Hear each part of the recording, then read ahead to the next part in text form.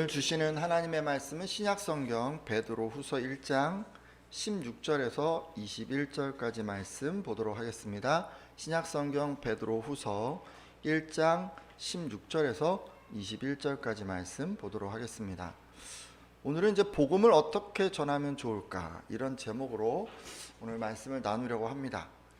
최근 저희가 베드로 사도가 강조했던 믿음, 덕, 지식, 절제, 인내, 경건, 형제 후의 사랑, 요런 것들을 이제 쭉 돌아봤습니다. 베드로 사도는요, 자신이 지금 순교가 얼마 넘지 않았다고 이제 이런 것을 미리 예견을 하고 성도들에게 이 8가지를 힘쓰라고 가르쳤습니다. 그러면 예수 그리스도를 알아가고 또 영적인 열매를 맺을 것이라고 하면서 말이죠. 오늘 함께한 예배자들은 다 이 8가지 열매를 맺기 위해서 열심히 노력해 주시기를 부탁드립니다. 자, 그리고 이제 이런 부탁으로 끝난 게 아니라 그것에 이어서 또 베드로 사도는 효과적으로 복음을 전하기 위해서 자신이 복음을 전했던 방법을 알려주었습니다. 그리고 이제 신앙생활을 같이 시작한 사람들이 무엇에 주의하면 좋을까, 이런 것들도 가르쳐 주었습니다. 그러니까 전도자 입장에서는 어떻게 복음을 전해야 할까, 또 복음을 받아들인 결신자들은 그 후에 어떻게 신앙생활을 해야 할까, 이런 부분들을 가이드해 주었다는 말씀입니다. 오늘 예배자들에게 이와 같은 베드로 사도의 가르침이 유용하리라고 생각합니다. 왜냐하면 이제 우리 가운데 항상 그렇지 않습니까? 복음을 전하려고 하는 그런 분들 항상 계시고, 또 막 신앙생활을 시작한 그런 분들, 또는 신앙생활을 시작한 지가 좀 됐지만 어떻게 신앙생활을 해야 할까, 나의 어떤 신앙생활에 문제는 없을까, 이런 것들을 궁금해하는 그런 분들이 계시기 때문입니다. 오늘 이 베드로 사도의 가르침은 그런 분들에게 효과적인 지침이 되리라 생각합니다. 자, 그러면 먼저요, 이제 이 베드로 사도가 어떻게 복음을 전했는지 우리 한번 살펴보도록 하겠습니다. 베드로 사도는 2가지 방식으로 복음을 전했는데요. 첫 번째로 먼저 이 베드로 사도는 자신의 체험을 전함으로 복음을 전했습니다. 그러니까 자신이 체험한 그 하나님을 전했다는 말씀이죠. 자, 여러분 어떠세요? 여러분도 지인들에게 복음을 전할 때 이런 식으로 하시지 않습니까? 그런데 여러분 궁금하시죠? 베드로 사도는 어떤 체험을 전했을까요? 3년간이나 예수님을 따랐던 이 베드로는 정말 엄청난 체험을 했을 것 같은데, 그죠? 한번 우리 기억나는 유명한 거 한번 생각해 볼까요? 베드로는 그랬어요. 떡 5개와 물고기 2마리로 장정만 5,000명 먹이시는 기적을 체험했습니다. 근데 이 사실을 딱 전하면 예수님에게 엄청난 능력이 있다는 것을 사람들이 다 알 수 있을 것 같지 않습니까? 그렇죠? 그러면 베드로 사도는 이것을 전했을까요? 아니면 베드로 사도는 이 거라사 지방에서 군대 귀신이 벌벌 떨고 또 2,000마리나 되는 돼지떼 안에 들어가서 몰사하는 것을 보았습니다. 자, 그럼 이것을 딱 전하면 귀신을 제어하는, 그것도 한두 마리가 아니라 2,000마리나 되는 그 귀신들을 제어하는 이 권세가 예수께 있다는 것을 알 수 있을 것 같은데, 그럼 이것을 전했을까요? 아니면 베드로는 죽은 지 나흘이나 되는 그 썩은 냄새에 진동하는 이 나사로를 살리시는 것을 보았습니다. 이것을 전하면 예수님께는 죽음까지도 극복하게 하실 수 있는, 다스리시는 어떤 그런 권세가 있다는 것을 전할 수 있을 텐데, 자, 그럼 이것을 전했을까요? 여러분, 베드로 사도였다면 어떤 것을 전했을 것 같습니까? 다들 좀 의견이 다르실 것 같아요. 나 같으면 딱 이걸 전해서 그러면 사람들이 예수님을 딱 믿게 되지 않을까, 이런 거 있으실 것 같아요. 자, 그러면 말씀을 통해서 베드로 사도는 그의 어떤 체험을 전했는지 한번 확인해 보도록 하겠습니다. 베드로후서 1장 16절에서 18절까지 말씀인데 좀 길죠? 다 같이 읽도록 하겠습니다. 베드로후서 1장 16절에서 18절까지 말씀입니다. 우리 주 예수, 같이 읽습니다. 시작. 우리 주 예수 그리스도의 능력과 강림하심을 너희에게 알게 한 것이 교묘히 만든 이야기를 따른 것이 아니요, 우리는 그의 크신 위엄을 친히 본 자라. 지극히 큰 영광 중에서 이러한 소리가 그에게 나기를, 이는 내 사랑하는 아들이요 내 기뻐하는 자라 하실 때에 그가 하나님 아버지께 존귀와 영광을 받으셨느니라. 이 소리는 우리가 그와 함께 거룩한 산에 있을 때 하늘로부터 난 것을 들은 것이라. 아멘. 자, 베드로가 이것을 전했어요. 이 말씀을 딱 보니까 자신이 했던 여러 가지 체험 중에서 거룩한 산에서 했던 그 체험을 전했습니다. 이 사건은 마태복음 17장 1절에서 13절, 마가복음 9장 2절에서 13절, 누가복음 9장 28절에서 36절, 이런 곳에 다 나오는 그런 사건이에요. 우리는 이 사건을 변화산 사건이라고 부릅니다. 변화산은요, 여러분 실제 산 이름이 아니고요, 예수님의 그 형상이 영광스럽게 변화되었기 때문에 붙여진 이름입니다. 실제 이름은 다볼산이라고 알려져 있습니다. 자, 하지만요, 베드로가 전한 이 변화산 사건은 다른 사건들에 비해서 주목받지 못합니다. 오병이어나 죽은 자가 살아나는 것이나 군대 귀신을 쫓아내는 것에 비하면 하나님의 능력이 크게 부각되지 않기 때문입니다. 게다가 이 변화산 사건은 몇몇 제자들의 지극히 개인적인 체험이기도 합니다. 저 같으면 이거 얘기 안 할 것 같아요. 이왕이면 여러 사람들이 지켜본 그 사건들, 뭐 죽은 사람이 벌떡 일어나거나 많은 사람들이 보는 앞에서 귀신들이 확 쫓겨나거나 아니면 수많은 사람들이 체험한 그 5,000명이 먹었던 그 체험, 뭐 이런 것들을 전했을 것 같은데 베드로 사도는 왜 이렇게 이목을 끌지 못하는 이런 체험을 전했을까요? 여러분은 왜 베드로 사도가 잘 알려지지 않은 변화산 사건을 전했다고 생각하십니까? 사실 여러 가지 이유를 생각해 볼 수 있을 거예요. 성경 기록에 의하면 하늘에서 하나님의 음성이 들렸다, 뭐 이런 거, 또는 뭐 잠깐이지만 베드로 사도가 하나님 나라를 거기서 체험했다, 뭐 또는 거기서 역사적인 어떤 신앙의 영웅들을 만났다, 뭐 이런 것들을 우리가 이제 생각해 볼 수 있을 텐데, 하지만 지금은요, 한 가지 이유에 좀 주목해 보려고 합니다. 바로 깨달음입니다. 뭐라고요? 깨달음이요. 깨달음. 아까 그 17절을 읽으셨는데 베드로 사도는 지극히 큰 영광 중에서 이런 소리가 그에게 나기를 이는 내 사랑하는 아들이요 내 기뻐하는 자라 하실 때에 그가 하나님 아버지께 영광과 존귀와 영광을 받으셨느니라 라고 고백했습니다. 자, 여러분, 베드로 사도는요, 이 변화산 사건을 통해서 예수님은 하나님의 아들이고 또 기뻐하는 분이다 라고 하는 것을 깨달았습니다. 그래서 지금 그 깨달음을 전하기 위해서 이 변화산에서의 체험을 얘기한 거예요. 따라서 지금 우리가요, 이거 잘 보면 이 베드로 사도가 복음을 위해서 전한 것은 체험 그 자체가 아니었습니다. 만일 그러려고 했다면 오병이어나 죽은 자가 부활하거나 뭐 이런 것들, 이런 대단한 체험들을 전했어야 했습니다. 하지만 그렇게 하지 않았어요. 그렇죠? 변화산 뭐 이렇게 잘 알려지지 않은 몇몇 사람만 체험한 이거를 전한 것으로 보아서 베드로 사도는 체험 그 자체보다 체험을 통해서 자신이 깨달은 것을 전하려 했음을 알 수 있습니다. 우린 여기서 중요한 한 가지를 알 수가 있죠. 복음은요, 체험을 전하는 게 아니에요. 뭘 전합니까 그럼? 체험을 통해서 깨달은 거. 체험을 통해서 깨달은 거를 전하는 거예요. 왜 그럴까요? 우리가 단순히 체험만 전하면요, 듣는 상대방이 와, 이 사람 이런 체험을 했어? 이 사람 정말 깊이 있는 신앙을 갖고 있구나, 이렇게 생각할 수가 있어요. 예를 들어 하나님의 그 도우심을 입어서 뭐 중한 병을 치유함 받은 그 성도가 나음이라고 하는 귀한 체험을 하고서 내가 하나님께 열심히 간곡히 기도했더니 하나님이 나를 치유해 주셨습니다 라고 그 체험만 말하면, 자, 여러분, 무엇이 전달될까요? 그의 신앙이 병을 고침받을 만큼 대단한 신앙이라는 것이 상대에게 전달되지 않겠습니까? 한마디로 이게요, 본인은 그렇게 원하지 않았지만 뭐 자기 신앙을 다른 사람들에게 막 자랑하는 것처럼 그렇게 되어버립니다.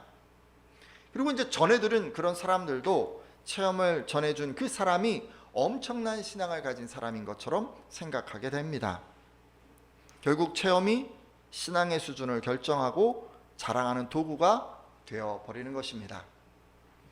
여러분, 하지만 이것은요, 하나님께서 체험을 허락하시는 이유가 아니에요. 하나님께서는 체험을 통해서 하나님과 예수 그리스도에 대해서 알아가기를 바라십니다. 그리고 체험 그 자체가 아니라 체험을 통해서 깨달은 사실, 체험을 통해서 알게 된 그 사실을 다른 사람에게도 전하기를 원하십니다. 그렇다면 병고침을 체험한 성도는 이렇게 전해야 할 것입니다.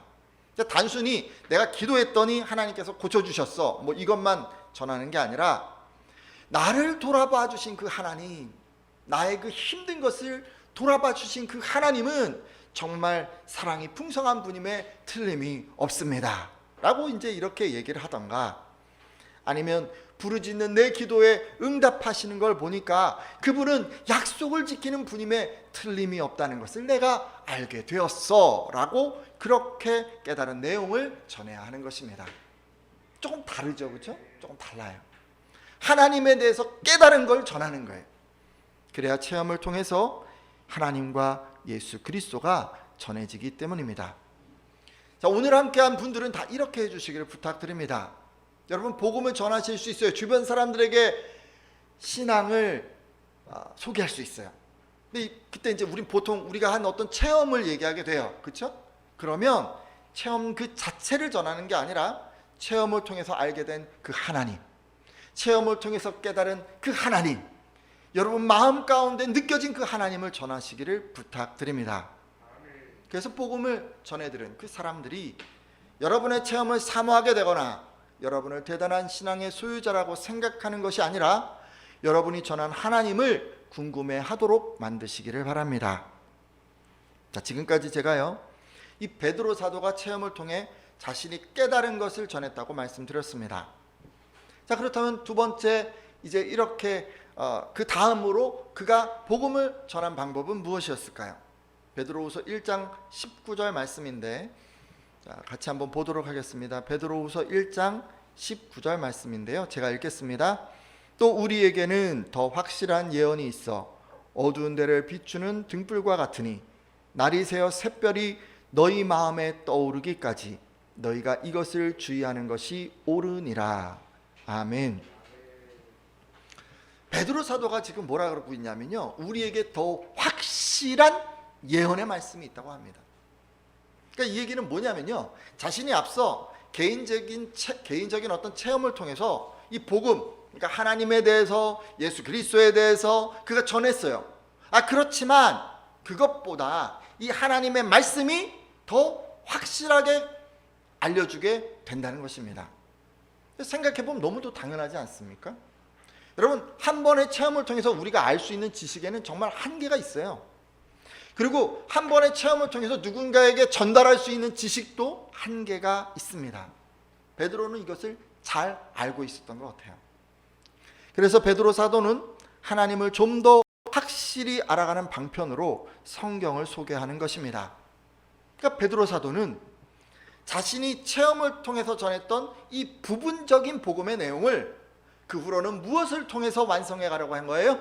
성경 말씀을 통해서 완성해 가려고 했던 것입니다. 따라서 오늘 함께한 예배자들도 이것을 염두에 두시고 이렇게 해주시기를 부탁드립니다. 여러분, 우리는요, 누군가에게 복음을 전할 수 있어요. 체험을 통해서 보통 전하는 것 같습니다.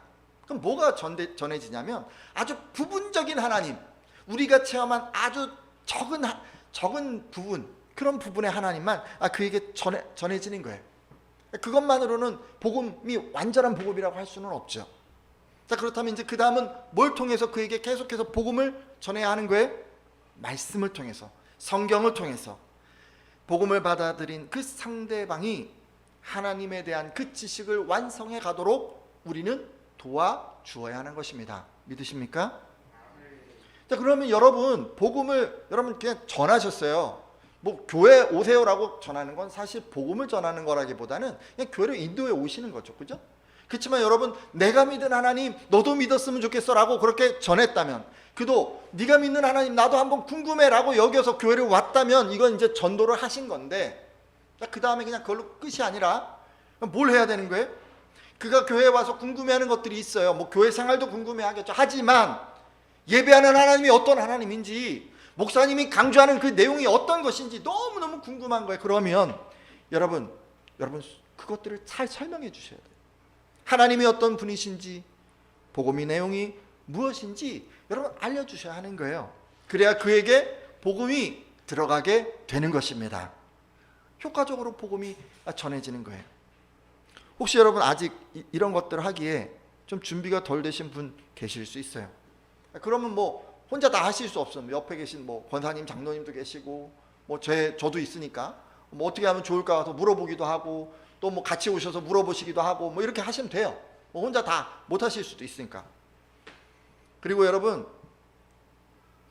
이렇게 못 하시더라도 한 가지는 꼭 가르쳐 주셔야 돼요. 한 가지는.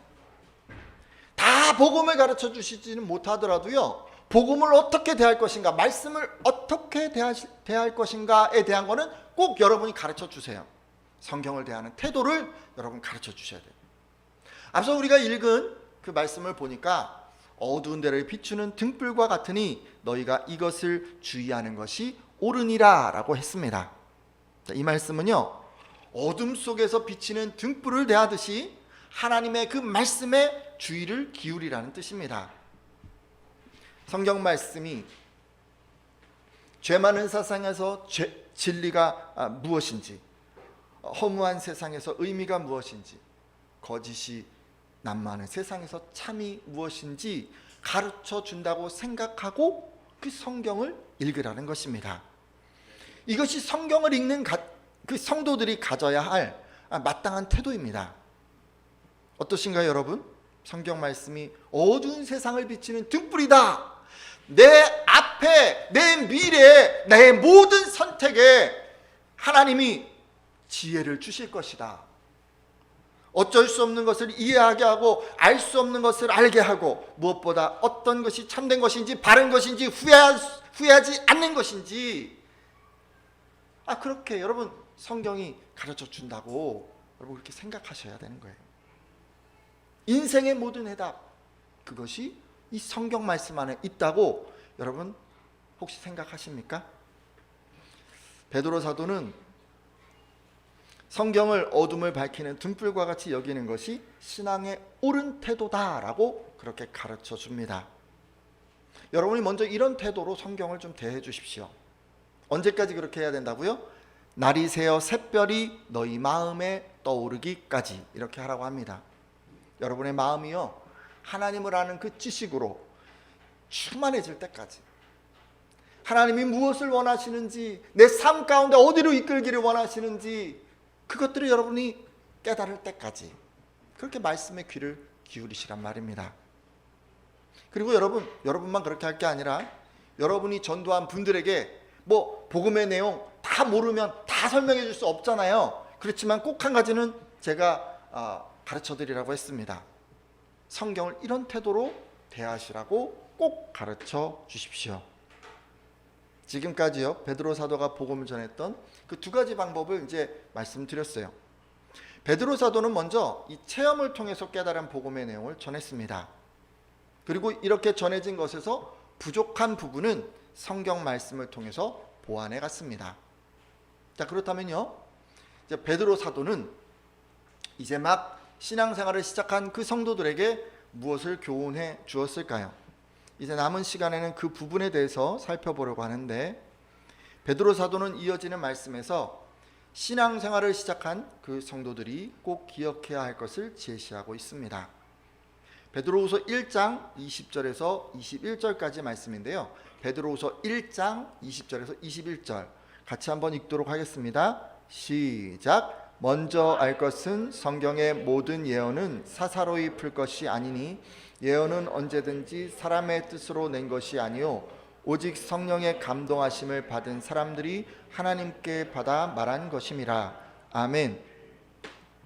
자, 이제 베드로 사도는 예언의 말씀, 성경 말씀, 그것은 사람의 뜻으로 나온 게 아니라 성령님의 감동을 받은 사람들이 하나님에게 받아서 말한 것이기 때문에 이 성경의 예언을 사사로이 자기 마음대로 멋대로 해석해서는 안 된다라고 교훈하고 있습니다. 사실 이 구절을 두고 여러분 로마 가톨릭에서는 교회만이 성경을 해석할 수 있고 개인적으로는 할 수 없다고 주장을 합니다. 하지만 대부분의 개신교 학자들은 그런 의미가 아니라 성경 해석은 개인이 할 수 있지만 자기 임의대로 해서는 안 되고 성령의 조명하심을 받아서 해야 한다는 의미라고 주장하고 있습니다. 그러니까 어떤 개인도 예언 또는 뭐 성경의 어떤 전체 부분적인 어떤 내용 이런 것들을 자기 개인적인 의견에 따라 해석해서는 안 된다는 것입니다. 따라서 오늘 함께한 예배자들도 이 말씀에 따라 주시기를 부탁드립니다. 여러분, 성경은요 마음대로 임의대로 뭐 이렇게 해석하는 게 사실 아니에요. 여러분, 반드시 그 교단에서 신학 교육을 받아서 그래서 말씀을 가르치는 목사나 뭐 강도사 이런 분들의 지도를 받아서 여러분 성경을 보시는 게 좋습니다. 성경을 처음 대하는 분들 중에는 흔히 다음과 같은 사사로운 해석 유형이 있을 수 있습니다. 여러분, 첫 번째, 그 문자적인 해석 하시는 분들 간혹 계십니다. 근데 여러분, 문자적인 해석이 나쁜 것은 사실 아니에요. 만약 문자에 의존하지 않으면 성경 읽기 자체가 불가능하기 때문입니다. 따라서 성경 해석에 있어서 모든 성도들은 이 문자에 어느 정도 의존할 수밖에 없습니다. 정도의 차이가 있을 뿐이지 사실상 모든 해석은 문자적 해석입니다. 게다가 자유주의자들이 이 5천 명을 먹이신 사건 같은 것을 오병이어를 바친 어린아이의 헌신에 수많은 사람들이 감동되어서 자신이 가지고 온 음식을 다 꺼내놓은 것이다 라고 이 비문자적 해석을 하는 것보다는 그냥 이를 그대로 믿는 문자적 해석이 더 온당해 보입니다. 다만 여러분, 문자적으로 해석하지 않아야 할 것을 문자적으로 보는 것이 문제입니다. 주의해야 할 문자주의적 그런 성경 이해란 성경의 어떤 배경이나 해석학이나 고고학 이런 것들에 대한 고려가 없이 그냥 성경을 읽으면서 성경 내용을 정확무효한 어떤 하나님의 말씀으로 받아들이는 것을 말합니다. 예전 같으면 이런 사례가 이제 뭐 창조론, 뭐 진화론, 논쟁 이런 것들을 들 수 있습니다. 사실 여러분, 고대 이 신화적 세계관을 반영한 그 창세기를 그 속에 담긴 의미를 고려하지 않은 채 문자 그대로 이 과학적 사실로 받아들인 것이 문제였습니다. 따라서 여러분은요 문자적으로만 성경을 해석하지 않기를 바랍니다. 성경은 문자적으로 믿어야 하는 것이 있고 비유적으로 또는 은유적으로 믿어야 하는 것이 있고 상징적인 거, 영적인 거 이런 것들이 다 섞여 있습니다. 사실 여러분, 요한계시록 같은 것이 이제 그런 게 특히 많지 않습니까? 이 부분에 대한 해석의 차이로 인해서 수많은 이단들이 나오기까지 했습니다. 예를 들면 여러분, 천년왕국 들어보셨죠? 천년이라고 하는 그 기간, 이것을 딱 천년이다 이렇게 생각하는 분들도 계시고, 아니면 그건 그냥 긴 기간을 의미하는 거다 상징적으로 이렇게 보는 분들도 계십니다. 그리고 14만 4천이 뭐 구원을 받고 뭐 이런 얘기를 이제 하는데 거기서도 딱 그 인원만큼만 구원받는다라고 문자적으로 해석하기도 하고, 그것이 아니라 구원받은 백성을 지칭하는 상징적인 숫자다 뭐 이렇게 생각하기도 합니다. 여러분, 좀 어려운 문제 아닌가요? 어떻게 해석하느냐에 따라서 이게 의미가 달라질 수 있습니다. 따라서 어떻게 해석할지, 어떻게 분별해야 할지 여러분, 그렇게 여러분 분별하기 위해서는 반드시 담임 목사의 지도를 받아주시기를 부탁드립니다. 그러니까 문자적인 해석을 좀 조심하셔야 돼요. 두 번째, 이제 자의적인 해석을 하는 분들이 계실 수 있는데, 성경을 자의적으로 해석하는 분들도 뭐 여러 유형이 있을 수 있지 않겠습니까? 먼저 생각해 볼 유형은 답정너의 해석을 하는 분들이 있습니다. 답을 정해놓고 그 답을 내가 막 찾아가는 분들이에요. 어린 시절에 이제 제가 이제 약간 이런 부분이 있었어요. 제가 이제 굉장히 그 하나님에 대한 열심이 있던 시절에, 어린 시절에 하나님이 내게 무슨 말씀을 하실까 너무 궁금하신 거예요. 그래서 성경을 딱 놓고 그냥 주여 오늘 무슨 말씀을 주시겠습니까? 그러고는 팍 피는 거죠. 그러면 막 눈을 막 보는 거예요. 그러면 딱 들어오는 좋은 말씀이 있어요. 그렇게 성경을 펼쳐서 마음에 드는 구절, 막 내 마음을 막 감동시키는 그런 구절이 있으면 그것을 나를 향한 하나님의 말씀으로 받았습니다. 근데 만약에 그 말씀이 없으면 저는 어떻게 했을까요? 포기할까요? 아니요, 그렇게 하지 않죠. 다시 덮죠. 네, 다시 덮고 다시 이렇게 보고, 두 번이 안 되면 세 번 보고 네 번 보고, 하나님 빨리 주세요, 급합니다. 계속 펼쳐서 내 마음에 드는 구절이 눈에 띄기까지 덮고 펴고를 반복했던 적이 있습니다. 왜 그렇게 했을까요? 그때 제가 이 답정너의 신앙이었기 때문에 그래요. 내가 듣고 싶은 말은 정해져 있고 하나님께서 그 말씀 그대로 해주시기를 바라는 것입니다. 혹시 저만 이랬나요? 이제 지금 다 저만 그런 것처럼 이렇게 쳐다보고 계시네요. 자, 그럼 또 한 가지 유형이 있어요. 말씀 쇼핑하는 분들이 있어요. 말씀 쇼핑. 뭐 이렇게 쇼핑하듯이 해석하는 그런 분들이 있어요. 성경을 읽거나 뭐 설교를 다시 듣는다고 해도 쇼핑하듯이 마음에 드는 말씀만 받아들입니다. 그러다 보니까 회개를 촉구하는 말씀이 나오면 잠시 눈을 그냥 감아요. 희생이나 헌신을 요구하는 말씀이 나오면 잠시 다른 생각합니다. 그러다가 부담되는 말씀을 피할 수 없게 되면 나도 나름 최선을 다했으니까 하나님도 이해해 주실 거야 라고 합리화를 하든가, 좀 더 시간이 필요해, 나도 준비가 되면 이제 순종할 거야 라고 미루게 됩니다. 뭐 어떤 경우 이런 경우도 있어요. 자기에게 이제 막 열심히 듣는데 뭐 목사님이 지금 당장 필요하지 않는 그런 말씀 하시면 저 말씀은 내게 당장 필요하지 않으니까 그냥 듣지 말자, 뭐 듣고 싶지 않아, 이렇게 이제 해버리든가, 오늘은 이상하게 은혜가 안 되네 라고 생각하고 그냥 무시해 버립니다. 그러다가 자기가 듣고 싶은 어떤 위로나 형통의 그런 말씀이 나오면 그냥 아멘으로 받아들이게 되죠. 여러분, 왜 이렇게 하시는 겁니까? 이분들은 자기 마음에 드는 말씀만 귀 기울여 듣는 이 말씀 쇼핑의 신앙이기 때문입니다. 하지만 오늘 함께한 예배자들은 성경을 이런 식으로 사사로이 해석하는 것이 아니라 여러분, 하나님의 말씀이라면 여러분 아멘으로 받아들이는 그런 신앙 되시기를 부탁드립니다. 지금까지 복음을 전할 때는 체험보다 체험을 통한 이 깨달음을 전해야 한다는 것을 말씀드렸습니다. 또 복음을 받아들인 이 결신자는 성경을 통해 하나님에 대한 지식이 쌓여가도록 그렇게 도와야 한다라는 것도 알게 되었습니다. 우리는 전도자로서 이런 부분에 힘쓰겠다라고 한번 이렇게 결단해 주십시오.